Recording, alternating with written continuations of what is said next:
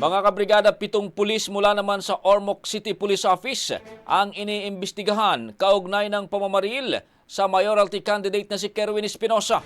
Si Espinosa ay nasugatan kasamang 2 iba pa matapos barilin kahapon habang nangangampanya sa bayan ng Albuera. Ayon kay PNP spokesperson Brigadier General Jean Fajardo, naabutan ng 7 pulis sa isang compound kung saan inihinalang nagmula ang mga putok ng baril.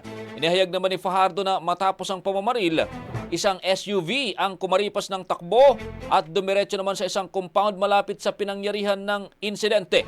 Agad namang sumunod ang mga otoridad at pagdating sa compound ay naabutan doon ang 7 pulis na armado. Sinabi pa ni Fajardo na nakapagtataka na nasa Albuera ang 7 pulis samantalang nakadestino sila sa Ormoc. Anya posibleng inisniper si Espinosa dahil wala namang pumutok ng malapitan.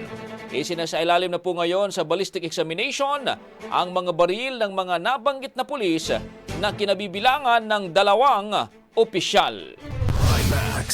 Ang bahaging ito ay hatid sa atin ng Guard C Plus with Zinc Capsule. Always protektado ang kalusugan.